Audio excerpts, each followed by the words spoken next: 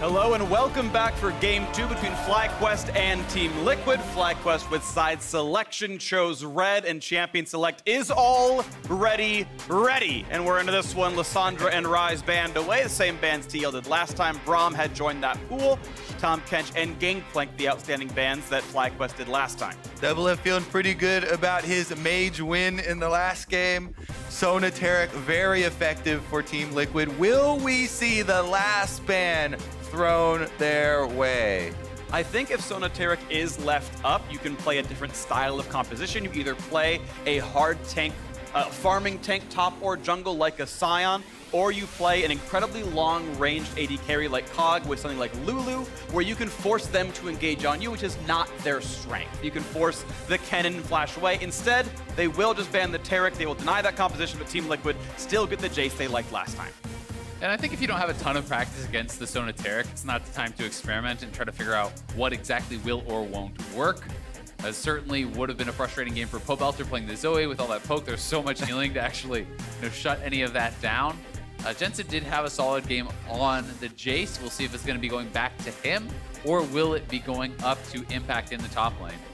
All right, still the same here for FlyQuest, locking in the Galio first on their side. Will it also be followed up quickly here with the Rek'Sai? I think Galio makes a lot of sense. Honestly, this is something that they have used to great effect throughout the split. FlyQuest, I always feel like they're at their best when they have multiple forms of engage from the very beginning weeks of the split, even all the way down to the end. They really do excel when they are team fighting, when they are playing aggressively and moving forward into their opponents. Well, aggressive moving forward, but Akali now joining the mix on this one. That should be a very fun champ to see. We've seen Pobelter and Viper do well on this champion. I think you can definitely take down a Jace once you get into mid-game. The early laning phase, of course, a bit difficult. And Akali is one of my favorite pairings with Galio because of the Shroud, and she can reposition so effectively multiple times throughout team fights. Feels like this is a really good 1-2. Team Liquid now, of course, no Taric allowed for CoreJJ. Alistar going to join the mix instead. All right, what are the odds it's Sona Alistar? Are there other competitions? Are there other combos? I think extremely low. However, CoreJJ just on Alistar in isolation has been so good for Team Liquid. He's one of the ones that has controlled vision so effectively to find those angles on Alistar where you get the big headbutts on carries back into the team and big initiations. So Zilean hovering as the pick against Akali. Gonna move it around to Zoe instead.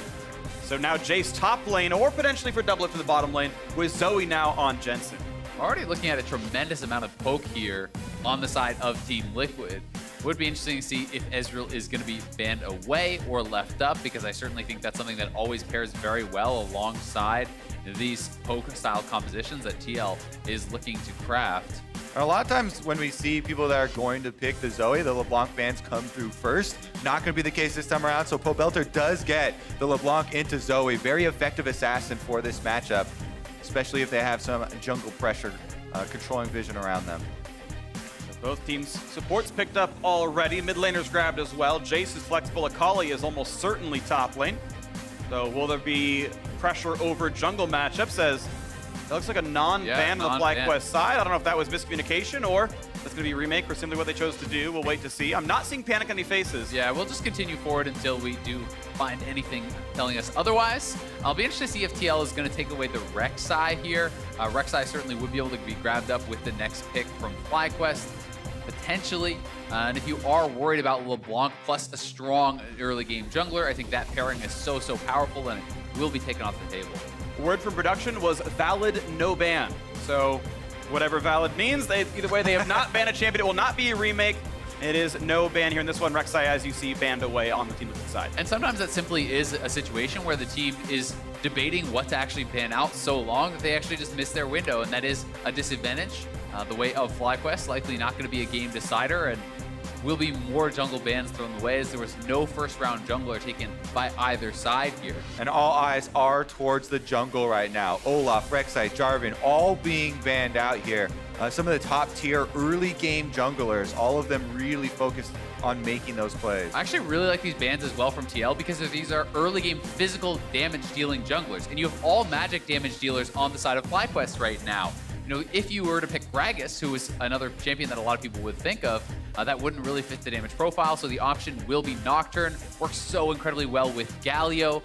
Certainly very powerful to have this sort of hard engage against a poke-style composition. Also, another one good at punishing a Zoe pick. The ultimate, as soon as Santorin can get to it, will be super effective. And also good alongside side lane split pushes as well. You've got an obvious 1-3-1 here. Akali on one side, LeBlanc on the other. Nocturne can join either from the Fog of War. So FlyQuest do have a very obvious way forward.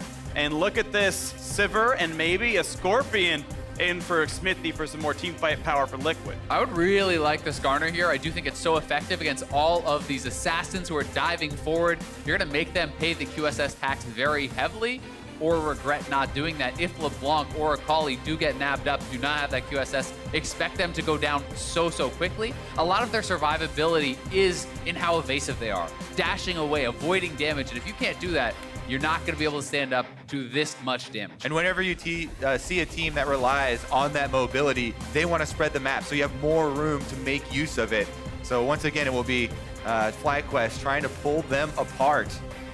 Ezreal locked in for Wild Turtle, one of the safest self-healing carries that you can have. Yep. Also going to build some armor inherently in the build to deal with Shock Blast later. One of my favorite parts of Ezreal is that ultimate no longer has fall off going through targets, so also helps with assassination. Akali comes to the backline. You can help and add 700 damage on top. I always love Marks with backline access alongside assassins on your team. Turtle also has a long history of stealing objectives with long-range marksman ultimates, getting Baron steals, Elder Dragon steals, so that is on the table as well.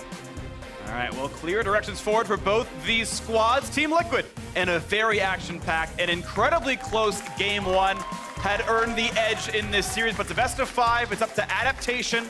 The Taric band away means a new bot lane, a new look for Team Liquid here. We do have impact on the Jace.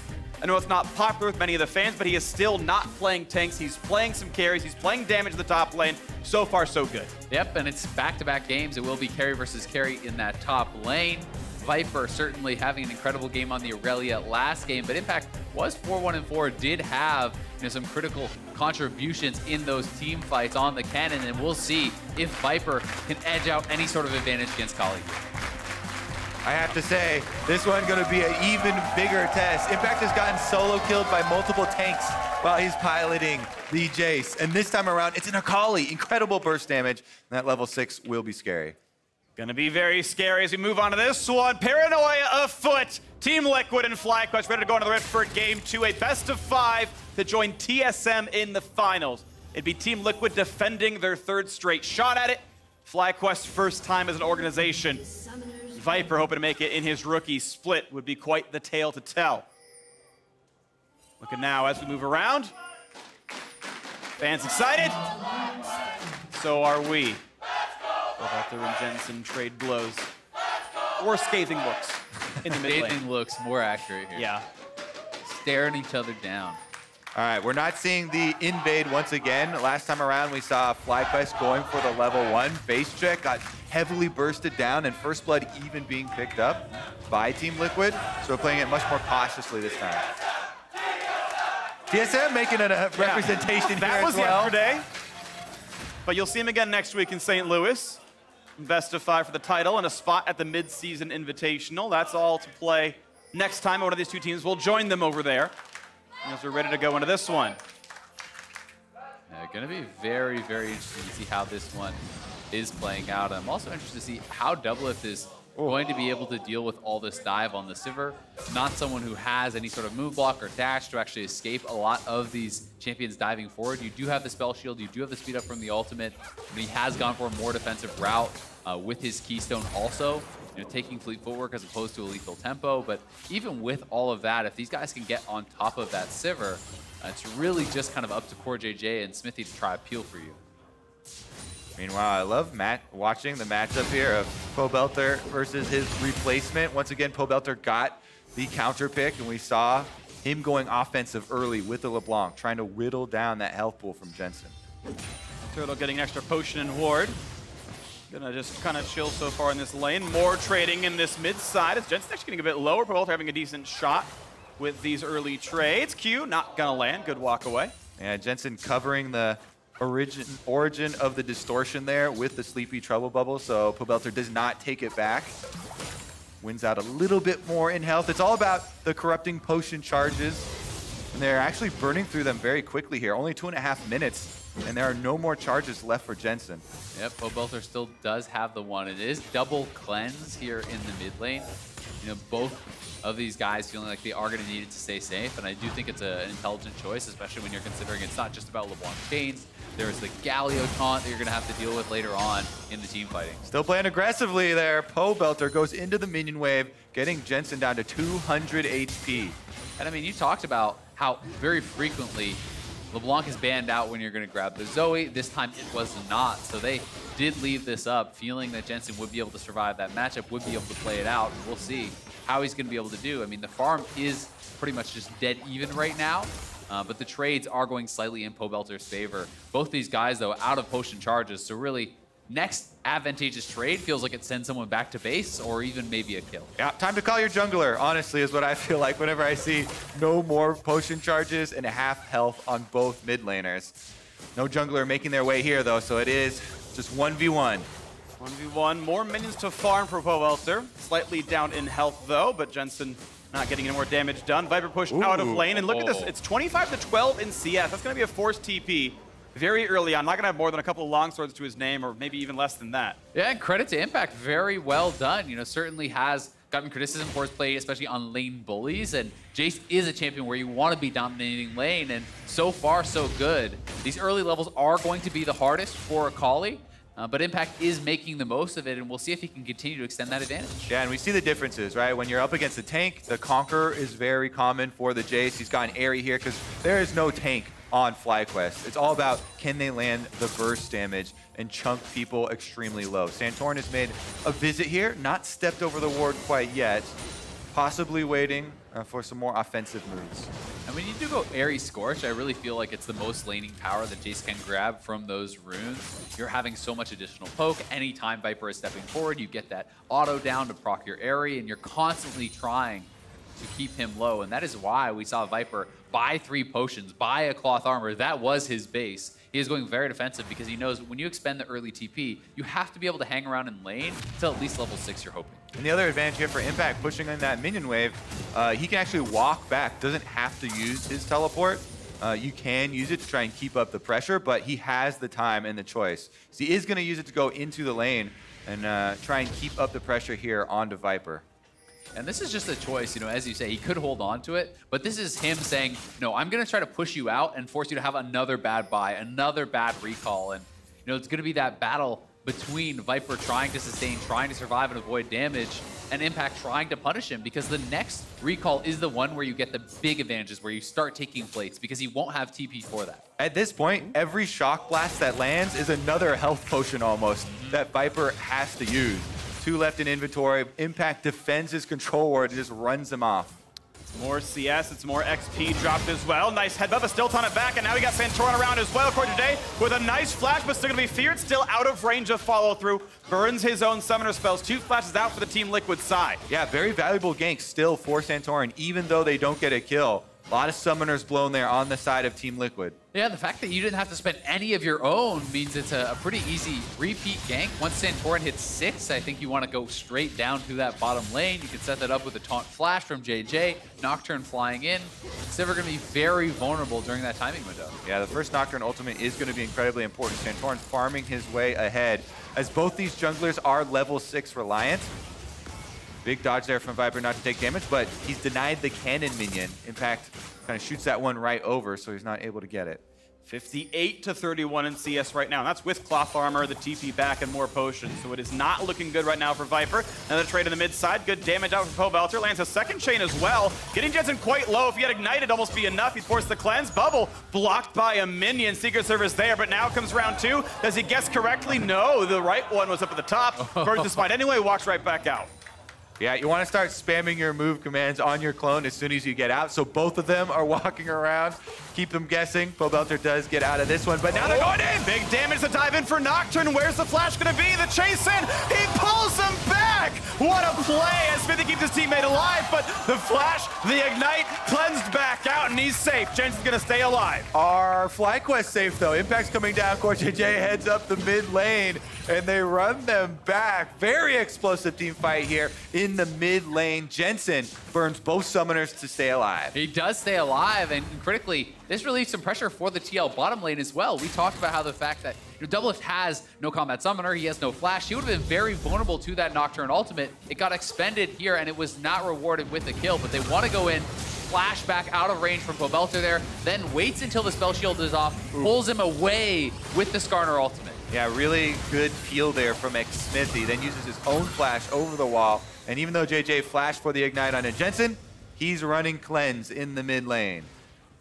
Nice job right there, hitting his buttons and staying safe. So no kills on the board, but a very close game overall. Now Santorin, nice job, waits out the spell shield, then gets his own done.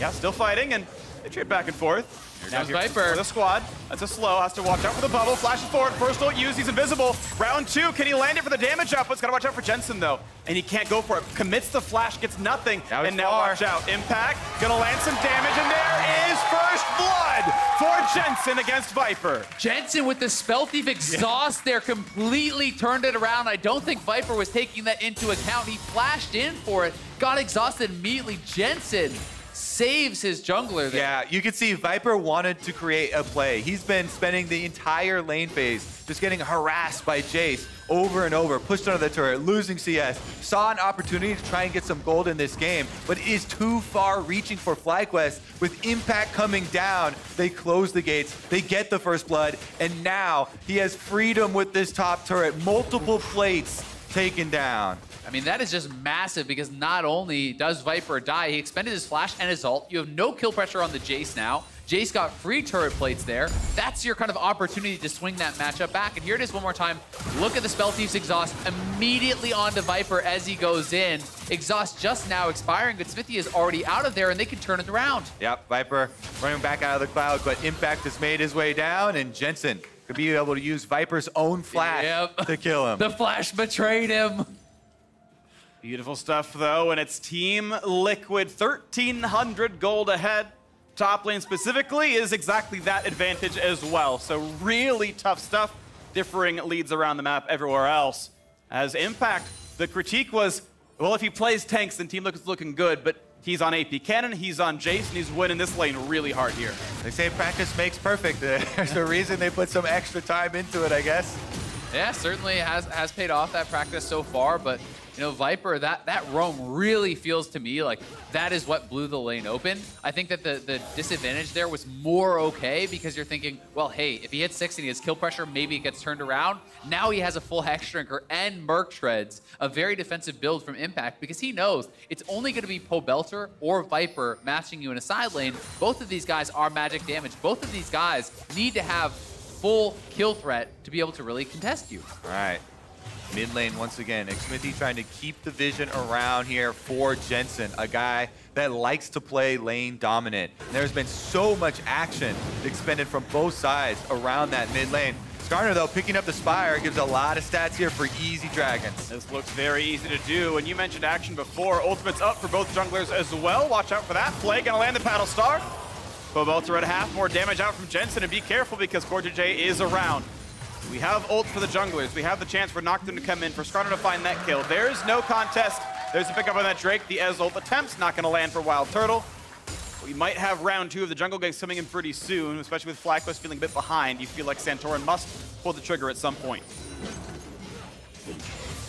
All right, he's got stopwatch as well, so it could be a possible dive opportunity, but when he's looking down the list, there's not a lot of vulnerable areas. Jensen's flash will come back up soon. Still has cleanse. They've got control wards. He's going for him before it's up, though. This one, stopwatch goes in, finds a bit of damage, but now going to pull him right back into the turret. Only a single shot, though, as he runs. Not going to get Paddle Starred. Out he goes. Here comes Impact. Right up over ult. Shock Blast going to get blocked by Pobelter. Sends in the clone, runs away. They're going to stay alive. And the second roam still looks pretty good for Impact. With that low health bars, though, it's going to mean Team Liquid will be able to get some turret plates at least. JJ comes over. Stunned up by Corey. JJ headbutts him, not quite the right direction. Able to get away from that.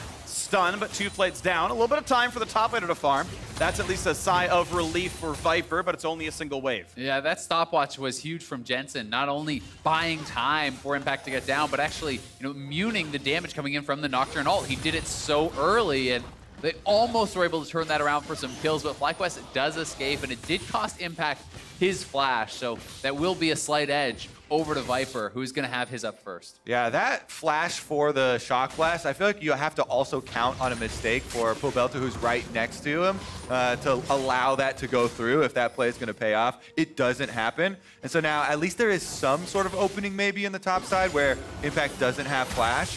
Maybe next Paranoia, Nocturne, Ultimate plus an Akali all in could bring back Viper, but besides that, it is looking very dire on that side of the map. Yeah, it really does feel like a lot of the onus is on Santorin because there is this early Hex Drinker and Merc Treads. It's so hard for Akali to really hit that all-in level where you can go for a 100-0 style play on Jace, where Nocturne does have the ability to add that critical damage. It's all physical damage from him, and there's no armor purchased up from Jace.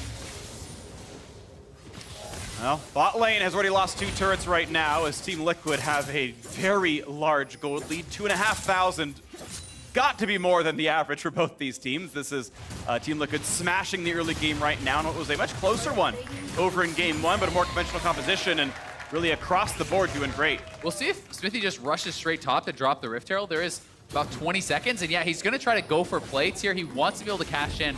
I'm not sure if it'll make it there quite in time. Yeah, I think it will. It's going to be pretty close here. There's only about 10 seconds, so it should actually get the charge. It will get them last 2 plates. It will get only the solo gold onto Jace as well. You can see him donating that full amount of gold over to Impact, so really putting priority on getting him way ahead, and he is up 2,400. That is insane. Yeah, I feel like Impact would have gotten that anyway, maybe not in time for the plates, but they got that extra one. Right, yeah, it's with a charge. Yep. The first plate was for sure his, second one was up for debate. Either way, Shelly does go down, Viper kills it, but 43 CS down, plus the 5 turret plate first turret. This is a mountain to climb right now, and Viper's got Everest in front of him here. Impact looking pretty good in this game, looking good all series long. Yeah, and quietly down on the bottom side of the map. These guys have been farming away. Sivir did go for the Essence Reaver as the first item. This is a bit more utility-based. You'll be able to wave clear essentially infinitely. You'll always be able to regen that mana, and you're going to have the extra CDR for more frequent ultimates, helping out the Skarner, helping out some of these members who are looking for that hard engage. 3,000, the difference. Smithy in the bottom side, waiting around for Santorin, who is near there as well, but not in ult range. But we once again have jungle ultimates available. 9-0 in plates, not a surprise here. Gold difference, of course, massive as well. And every single time Santorin has shown up, Xmithie was there to counter gank it and keep his team alive. One of these cases, they even got the kill for it. Yeah, it's looking pretty difficult here for FlyQuest, considering they're the team that wants to spread out and try and take advantages that way, where Team Liquid has a much easier route to try and group up 4 objectives. Like bottom side, there's going to be another Infernal Drake. Currently top side, Impact is going to have a hard time though. This is a 3v1 without flash. This seems unlikely that he lives. The fear is in. On the board, can they donate? Yes, they do. Viper, finally, some gold in his pockets. And a really good timing to actually kill him, because this could potentially prevent TL from just rushing down the Infernal. We'll see if FlyQuest can wrest some of the control on that side of the map back whatsoever, but for now, it is actually Wild Turtle's just heading towards mid lane, and it may be a free bot lane turret there for Doublelift. Getting assignments around. There goes bot lane outer. So 2-0 in turrets. FlyQuest's only score point is the fact that they got a single kill in a 3v1 against a flashless Jace. They are kind of getting thrown away in this one as 2 item spikes are coming through for the Ezreal. Not just yet here for the Sivir, but golden inventory is reasonably high for Azeel. And here comes Infernal Break number 2, and there's not even a FlyQuest map member while zoomed out on the screen. Yeah, I mean, there's just too much extra strength for Team Liquid grouping up down here by the Infernal Drake. They just used their Nocturne ultimate on the top side of the map. Pobelter walking up there on the Blanc too, so FlyQuest committed for that kill, and Team Liquid get another Infernal Drake. Yeah, and the next one's going to be Infernal as well, and it feels like giving up a triple Infernal advantage is almost always a loss, so we'll see if FlyQuest is going to be willing to try to fight for that one. It becomes such a big target now for these 2 teams. Seeing that next fight around it, who can gain the advantage, and can Impact draw enough pressure in a side lane to continue to extend his lead or open up opportunities for the rest of his team? Yeah. Oh man. Or even in a 1v1 here. Xmithie actually trying to chase down Pobelter. Doesn't have any extra speed and just going to clear out the wards. But even if Team Liquid bring those poke champions together, Shock Blast we just saw, like the burst damage that can come through here, with no outer turrets to hide behind for FlyQuest, this defense gets difficult. And of course, the opposite side of it was the downside of double AP Assassins. He's built for the Akali. Already he's got the items he needs to survive the LeBlanc. It means that Santorin has to be a part of it. The physical damage assassin on the squad to convert the rest of the damage, or Hexdrinker Merc Threads is simply too efficient. Yeah, but then you're drawing so much pressure. You're requiring so many cooldowns. You know, as we saw in that previous kill, they did take him down, but it cost their ultimates. It costs multiple members on that side of the map. And, you know, that does open up, as Kobe pointed out, for them to take an easy dragon elsewhere. So we'll see if they can get Viper kind of slowly back into this game. But for now, the advantage has remained heavily on the side of Impact. Well, looking at Team Liquid overall as a team, already setting up now around this top jungle. They know Baron spawns in just under 2 minutes, and this feels like the first 15 games Team Liquid. Every single one of these players winning lane. They're up in plates. They're giving up almost nothing. Xmithie is always there to counter gank and almost immaculate in most of these cases. Now looking at round 2 into the top jungle. Galio joining it as well. The burst damage to the backline finally happens. 1 kill picked off into Jensen. Looking at round 2, the health bar's point low. They might get the kill. Good flash play by Santorin, but Doublelift does answer back onto the opposing mid laner. Red buff goes down. Doublelift wearing that one as well. Looks like Viper wants in, can't find it. Could be shut down, gets away. Shock Blast gonna land. They will indeed get JJ 2-1 Team Liquid in this fight. Yep, FlyQuest lose to Turtle actually in there as well. Doublelift chasing him down. Couple more shots will get him, forcing the flash away. The turret not enough to kill Doublelift. Out they go. Yeah, Viper forced a lot of kind of cooldowns and pressure in that fight, but not able to kill anyone. Was staying in that shot for so long, getting people low, poking at them, but not able to have the lethal damage to actually finish anyone off. And here it is one more time. Jensen trying to poke away at that mid lane. Pobelter finds him out. They decide to commit to the play, committing in with that Galio ultimate, getting a fairly big taunt on multiple members. Viper now coming in from the top. Yeah, that was a big opportunity. Nice AoE being done, but Team Liquid also collapsing there. And then Doublelift throws out the Boomerang Blade as Pobelter dashes in on the LeBlanc, right into the damage, cuts him down. Yeah, and on the way out, Impact gets the charge up to short the punch there from Galio. Viper bought a lot of time for Turtle to actually kind of poke away and get some damage out, but because they had already lost members, already had Pobelter push back out of the fight, there wasn't really enough damage for them to actually capitalize all that time. He was buying with the Shroud, and with that space he was kind of creating for his marksman. And it really feels like gold leads at work, and it's now 4,500 plus double Infernal Drake. That's Team Liquid really cashing in on the early game, and it was good. Teal looking a bit back on form here. Game 1 was close. Game 2, they are slaughtering FlyQuest here and heading fast towards the Game 3. Yeah, they definitely are, and Doublelift getting stronger and stronger. Just completed his rapid fire, bought a Hexdrinker on top of that. Gonna make that kill threat so much harder to achieve again for Pobelter and Viper. It really does feel like Santorin has to do so much work in this game, as everyone is going to be itemizing towards MR. Everyone is going to be kind of stacking the deck against those guys. I think the work has to be done while Team Liquid are prepping the side waves. When they're split up like this, then maybe there's an opportunity to get a 2v1 advantage. Jump on them with the Paranoia. Santorin now level 11. You've got 2 levels in it. Try and look for a possible pick. On the sides, going in towards Quarter Day, trying to bait out CC, or even the Aftershock cooldown. Can't find that one. Bit of an opportunity. No Quicksilver Sash on anyone on the FlyQuest side. They can't afford that tax. You gotta run away from this one. There's a quick Drowsy Bubble gun away, but there is the pull. They found Ezreal, and maybe you gotta pay your tax. It's April after all. 2 for 0, make it 3. Team Liquid will not be stopped. That is a huge fight for TL right before Infernal is spawning, but they're just gonna go straight for Baron with Santorin, Pobelter, and Turtle all off the map. They could take Baron and potentially even still get the Infernal. They are so strong right now. Yeah, this game is completely different from game number 1. Team Liquid absolutely crushing it. No hesitation here. Flashes from Xmithie and CoreJ to get the engagement. Baron buff will be their reward, and that might be the Baron buff that gets them inside the base to look towards game 3. And off they go, trying to answer this Drake themselves. It's the 2 poorest members on the team. Without checking, it's Not accurate. Doesn't really matter. They don't have the time anyway. They don't have that sustained DPS, and it will be triple Infernal to Team Liquid. Yeah, here this is one more time. Jensen with the sleep from so far away, and then you called out just before this, no QSSs, so the flash in with Predator, ult onto Turtle. He's gone immediately, and then CoreJJ knocking up Pobelter gets knocked down as well. Yeah, they instantly take out both of the FlyQuest carries there. And Pobelter's thinking, yeah, all right, this one looking like it's going to be Team Liquid's. Looks a little doomed, especially with Shock Blast like that. Pobelter can't defend the turret. Double Lift and Impact join up to make that one fall down. Even Hexdrinker picked up now by that Saber to make sure nothing goes pear-shaped. 9,000 gold up. This is pretty easy. Team Liquid not even content to go for that Infernal Drake. They want to siege turrets right now while they still got that Baron buff. Yeah, you definitely want to make the most of the Baron buff. They've got heavily damaging poke champions here with a lot of AP and AD stacked up and multiplied by the Infernals they already have. So they're just poking away at both mid and top turret right now.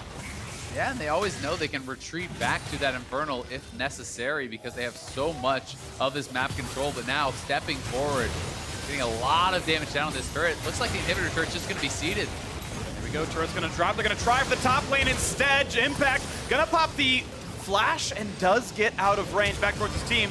Look at the re-engage. Ooh, forcing a flash out of Santor, and Smithy could find that. Oh, they've got the burst. They've got 2 kills yet again.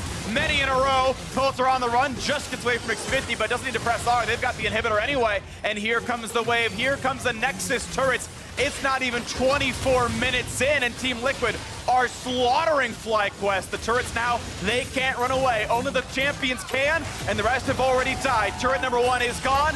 Turret 2 in their sights, and Team Liquid, game 2 is theirs as well. Will they pad the KDA? Looks like not. Maybe Pobelter says yes. Add another assist. Game 2 is Liquid's. And Team Liquid looking like the back-to-back defending champions.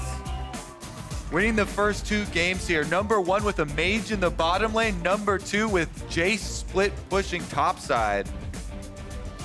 Yeah, you got to give so much credit to Impact. I seriously think that top lane was such a difference this game. They held Viper down. He was not able to have that huge effect that he had in game number 1. And with everything else working around the map, Smithy protecting Jensen in that bad matchup in the mid lane.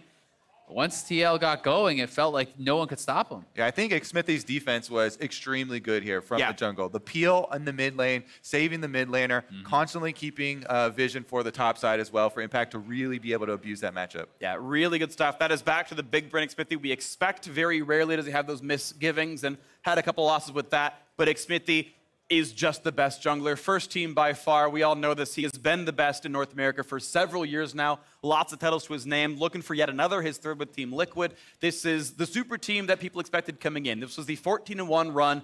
And I feel like with a game like this, with a 24-minute win in 3 seconds, you forget about that 3-game loss streak at the end where they'd already locked in first, and they're just taking care of business now. One of the critical things that people were still looking for from this team was winning games without tank on top side, you know, without front-to-back team fighting. And that's another goal that they're accomplishing here. Yeah, definitely a very promising performance from Impact. Promising from Impact, promising from Team Liquid. They're speedrunning this one. And for a breakdown of Game 2, let's get the rundown from the State Farm Analyst Desk. Thank you very much, Freak. This is feeling oddly familiar as TL moves to 2-0 in another dominant victory over FlyQuest. We saw the response from FlyQuest in taking out that Taric, just as was mentioned, kind of, again, mirroring our series yesterday. But I want to take a look at the rest of the draft and what followed, because this game felt even more dominant for Team Liquid than the first. Yeah, I thought the draft sucked for FlyQuest. First pick Jace. All around the world, everyone's doing it. Amazing laner, and then you take the Akali. Not a very strong laner early on. It's a straight counter. Like, Jace counters a straight counter, and then you match them together. You've lost all pressure in the top lane. In the bottom lane, you have your Galio, so he's not going to be able to do a whole lot early on because you have a jungler that doesn't gank early on. And then where do you go? Where does Nocturne help? He's not going to gank the Zoe with the LeBlanc. So where are the windows of opportunity to win for FlyQuest here? I just don't see them. Even an Engage, Nocturne goes in first, dies right away. What does everyone else do? I didn't get it. It's like a 1-3-1 comp, but Nocturne can go wherever. But the thing was with FlyQuest, where they felt like they were best, it's when they picked very like team fight focused comps. They're all going to work together. They're being selfless. Here, it's like multiple people want to carry all 3 lanes in the top side, not 3 lanes, but the Nocturne as well. And then on top of the miss ban, like ban Skarner, ban Lee Sin, ban a number of champions that you could have banned there in the jungle position because that's clearly what's being pinched right now. And you get the first pick on red side, so you just take whatever's left up and hopefully you push Smithy down. I just want to remind people that Nocturne is not a hard engage champion. He's an addition to a hard engage. He obviously bolsters it with the paranoia by being able to do a lot of damage. If he's the one that has to go in, you've already messed up. Right. In a vacuum, I like FlyQuest's comp if you ignore the other comp. But you have three losing lanes with a jungler that isn't strong until 6, that is also versus a jungler that is also strong at 6. So you really have nothing going for you to set up the position where you want to 1-3-1 when you have so many losing lanes. It's good to go for that, but you need to make sure that it's in the situation where you're able to do that, right? It's not like they chose those lane matchups themselves, knowing that they're going to go into who they wanted. And I don't know why they would do that. I've done the Akali matchup into Jace. I got destroyed. I went 0-10. It's awful. I think part of it might have been a bit of a call out on Impact, who in the regular season had Jace games that were not particularly compelling, getting solo killed by Ornn. And I think people forget that, like, Impact in playoffs is a totally different monster, in my opinion. If you look at his stats, they're marginally better in playoffs. It's a little bit better CSD, a little bit better KDA. But you need to remember, that's against playoff opponents. There's no 10th place team that he's slamming that to you're improve farming it. CS up. Yeah, you're not improving your stats off non-playoff teams. So he actually plays better against, tough opponents. And remember the gauntlet runs that we've seen out of him. And it feels once again here, this is like, yeah, we'll take that tough matchup high and we'll beat him because Viper's a better carry player. And it's like, not against playoff Impact. No, doesn't seem to be that way. Okay, so based on the discussion around champions, like, that already doesn't sound like FlyQuest has much of a chance in this game. And I think we saw exactly that as the early Infernal Drakes are picked up by TL with total control over the map. They just have their choice. What do we want to do next? What objective do we want to take? What buff do we want to pick up? And then even when the fights did come 18 minutes into the game, they went in favor of TL. Too far behind the play now at this point for FlyQuest. Really difficult for FlyQuest to take this fight at this point because there's 2 Infernals on the side of Team Liquid. They're so powerful. And the Akali, yes, you make it into the fight, but everyone's already chunked out. Only Wild Turtle can really supplement this, and one lonely AD carry at this point is not enough. And still look at how close it is. Like a disgusting flash by CoreJJ to get out of the Akali ult. They're still going in. There's multiple people left at like 300 HP on the side of Team Liquid. And it's one of those fights where with a little bit better draft and the enemy team doesn't have the double Infernal Drake, like that was winnable. Close. It was winnable. But they got outplayed. They didn't have as good of a draft and they fell behind early. Right. I think it's a disrespect to pick Akali into Jace in a top lane matchup where you don't have a stronger jungler. And I think he learned his lessons there. Down 45 CS in 15 minutes, had no control, died from his roam because he couldn't lane top anymore. So he was forced to go middle, feeds the enemy mid laner a kill, and then you're just like, oh my God, what is happening in this game? That's a tough lesson to learn as well in the middle of a best-of-5 semifinal in the playoffs here. 2-0 lead for Team Liquid. Team Liquid with side choice in Game 3 stays on blue. So again, we're heading back into Champions Select with a clean slate, same size crumbs. What's the answer? To do. Don't ban Taric. First rotation, Sona Taric as FlyQuest. You've never played it before. It doesn't matter. Well, you pick it. Taric. Just pick it. Team Liquid's not going to first pick Taric. That's kind of goofy. But if they do, then you got to take Sona, I guess. Lock it away. Just take it. Why not? The problem with that is it's such a tell because like you banned it in Game 2. You're on the same side. You leave it up. It's like you're on the verge. You're on the verge of defeat. Yeah, but right. But I guess is the point there then that TL would just be like, okay, now first pick Taric. Because, well, you're not going to only take Sona. So what, are you going to take Sona, or are you going to give the comp back over? Or if you do take Sona, great, we have Taric, which is a fine support champion. We saw Treat smash with it in Academy. People, without the Sona. Yeah, people do just play Taric by himself. No one plays Sona. You got to take that game of chicken at this point, though. Like, what else do you have? Hey, I mean, to your point. What else you have is what Mark talked about, which is what they were known for throughout the regular split was team fighting, right? Yep. And if that was a 1-3-1 composition, then throw that out and build me the ideal FlyQuest team fighting comp. What is that? Well, they kind of need I don't think they're getting the Sona Taric. We've seen them play a lot on Lissandra really strongly, but Team Liquid is banning that out. So now they're forcing PoleVaulter and non-traditional like team fighting champions, right? So they really need to figure out how can they create a comp where they're able to take these 5v5s, but even then they're losing these late 5v5 games against Team Liquid. So what do they do now? They've lost their early game draft of 1-3-1. They lose the assassin matchups. They lose the early game, and they've lost late game team fighting. What can they pull out to try? So I and think get a win? you at least start then by banning out the usual suspect. Jace, 2 games in a row. You've lost 2 games in a row. Team Liquid has picked it every single time. Ban it out and see if they go with something else. So at least that's a jumping off point for them to do something different. Right, forcing Team Liquid into a different look is definitely one approach they can take. More holistically looking at this best of 5, we were in this exact position yesterday with Cloud9 versus TSM. Cloud9 looked quite dominant in their first 2 victories, and then TSM found that answer to turn things around in Game 3 and put 3 wins back to back to back. What do you guys feel is the likelihood of seeing that happen in this series as compared to yesterday? Very slim, because I went for the 3-0, so you guys have to defend your 1 win for FlyQuest. I think it's really tough to do because TSM, like you heard them talk about coming in and they felt a lot of pressure. Maybe like when they went down 0-2, the pressure came off their shoulders. FlyQuest came into this series saying, we don't feel like we have a ton of pressure on our shoulders already. So they can't take lower. It's not like a mentality change that seems to have happened for TSM to turn around. So it does feel like it needs to be strategically and mechanically in the game. All right, they're going to have to dig deep if they want to turn this one around. You're taking a look at the FlyQuest Smiles. team huddle right there. Hey, Smiles is something you want to see. Team Liquid are 1 win away from defending their title in St. Louis. That's a see what force FlyQuest right has to say about it in Game 3. Don't go anywhere.